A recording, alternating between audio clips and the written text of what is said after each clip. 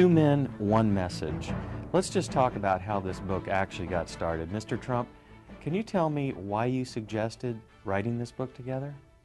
Well, I've been a big fan of Robert's and of Rich Dad for so long. I've seen it, I've read it, everybody I know has read it, and he's just a very special man who I wanted to do something with. And we were making a speech together, and I listened to a speech, I liked it. He listened to my speech, I assume he liked it. You'd have to ask him, but I assume he liked it.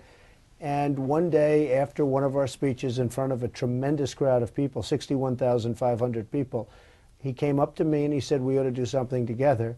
And I've had lots of #1 bestsellers, and he's had lots of #1 bestsellers, and we're just putting it all together. Mr. Kiyosaki, how did you feel when Mr. Trump asked you to write this book with him? Well, he's right. When I listen to his talk, he always talks about think big. Mm-hmm. And when we said, let's write a book together, I had to think big. And that's what I had. It was beyond reality at that moment. So I would thank him for, sharing his celebrity with me. Beyond reality television. Yeah. So what has your experience been working together on this book? Well, I just love this man, and his wife, Kim, is amazing, and she's done her own book and books, and they're also really good. In fact, I read it and endorsed it, so I wouldn't endorse it unless I felt the same way. And it's just become a very special relationship, and it's a very easy relationship. It's not like, oh, gee, it's difficult, or it's just a very easy relationship. We think the same way. We have the same ideas, and we love education, and we want to educate people and help people. I think more than anything else, Robert wants to help people, and so do I. Okay, you both come from very different backgrounds. Mr. Trump, you're from the financial capital of the world, New York. Mr. Kiyosaki, you're from the laid-back, hang in there, He's not so laid back. Okay? No, he's not, but Trust he was me. from a place that was laid back. And so how did you guys come together from such different backgrounds? You came from not so much money, you came from some money, and yet you're together. I can answer that question. I think the blessing in my life was in 1965, I left a sleepy little sugar plantation town and went to school in New York. And that was the hardest 2 years of my life because, as you said, I was so lazy, so laid back. And New York, they spit you out, right? I mean, that is not a place that you want to be lazy in.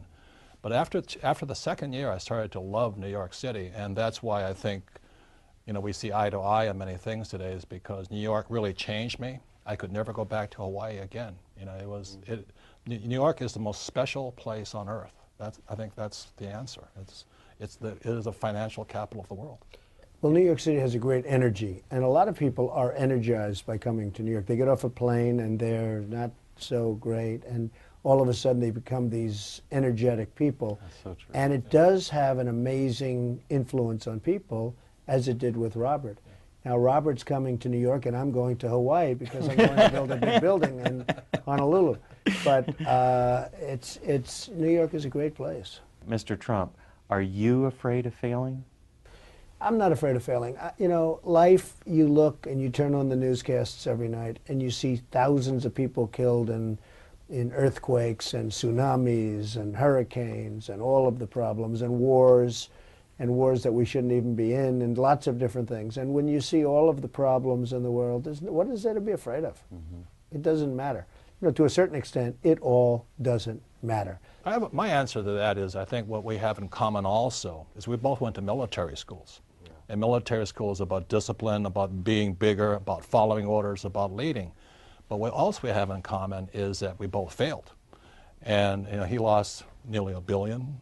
I lost a lot of money. A lot of money. But it was paper. Yeah, and I lost only lost $1 million. And I think what makes us better is when you wrote your book, The Art of the Deal, I was so impressed. But when you wrote The Art of the Comeback, and what it meant to come back from being down so far. And most people are terrified of losing $100, and here you're down $1 billion. Billions. And you come back. And I think that's what we have in common, is once you've faced that much what everybody's afraid of, you're not as afraid anymore. I think that's really the difference. And for me personally, it was the best education I could have gotten, was to find out where I made all my mistakes and rebuild my company. You wouldn't want to do it again, but No. it was a great education.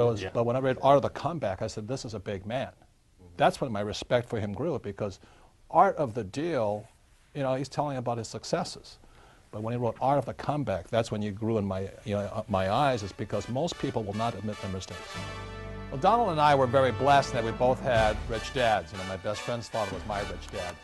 And financial education is more important than ever before.